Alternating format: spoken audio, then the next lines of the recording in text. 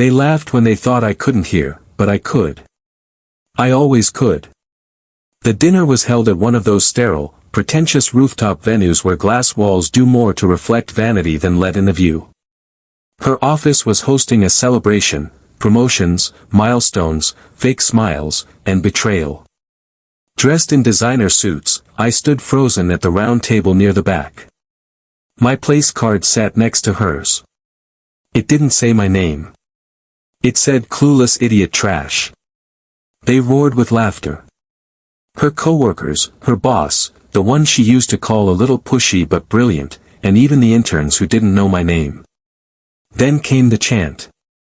Beggar, one of them barked. Another joined.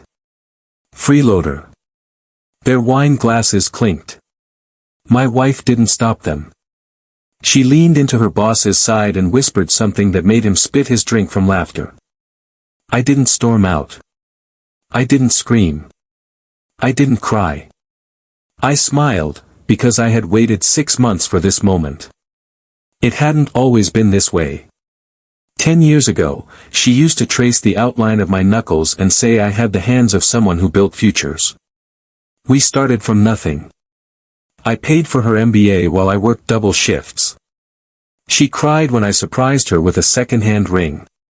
Said I was her everything. Said we'd be partners forever. Then came the corner office, the upgraded wardrobe, the sudden need for work dinners that ended past midnight. She thought I didn't notice the scent of unfamiliar cologne when she crept in, or how she'd flinch if I reached for her phone. She forgot that I was quiet, not blind. That I listen. The real moment it clicked was the night I picked her up from the airport. She was supposedly in Dubai for a leadership conference, but her suitcase still had a baggage tag from Rome.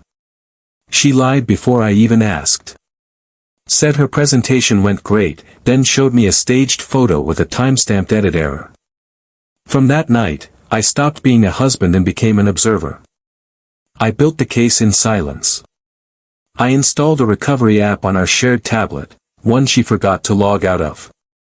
Emails, pictures, one video of her and her boss filmed in my garage while she wore my hoodie. I copied financial records, found the secret credit card account she had opened in her name, paid for by the company, used for their private getaways. She laughed behind my back, but I worked behind hers. I met with a divorce attorney first, one who specialized in corporate scandals and asset tracing. Then I met with the company's board president, an old man with sharp eyes and a deep distrust of the CEO's casual ethics. I told him I was just a concerned husband. He gave me his card. I gave him evidence. The dinner party was my final act. I arrived late, as planned, dressed in a simple black suit. No tie, no smile, just a flash drive in my pocket and a script rehearsed 100 times. They were mid-toast when I entered. My wife blinked in surprise, then covered it with a fake smile. Her boss wrapped his arm around her chair like I didn't exist. I found my seat, saw the card, heard the laughter, and I waited. When the speeches died down and the champagne dulled their edges, I stood and tapped a spoon against my glass. "May I say something?" I asked. They hushed, not out of respect, but curiosity. Even my wife looked amused. I nodded toward the president at the head table. "I'm afraid I need to cut ties tonight," I said calmly. "With your company, and with the woman I once thought I knew." The room stiffened. I pulled out the flash drive and held it like a trophy. Contained on here are multiple policy violations, misuse of corporate funds, unreported travel, and inappropriate conduct between executives and subordinates. Her boss shifted. My wife went pale. I turned to the president. "I believe your code of ethics still means something. Or did that change after the Rome trip?" Someone gasped. The president stood. Security moved fast. Within seconds, her boss was escorted out. My wife chased after him, yelling, her voice cracking, mascara bleeding down her cheeks. The board president turned to me. "We'll be in touch." I shook his hand. The fallout was swift. She was suspended first, then fired. Her name was scrubbed from the company's website within 24 hours. Her boss faced an internal audit. His resignation leaked to the press. And me?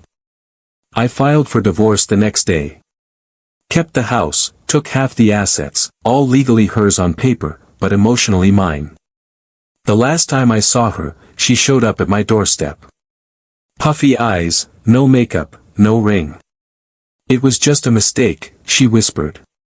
I looked her dead in the eyes. No, I said. It was a choice. Then I closed the door. I don't lose sleep over it. Not anymore. Because vengeance isn't rage, it's restraint. Justice isn't loud, it's precise. They called me clueless idiot trash. But trash can be burned. And some things, are better left as ash.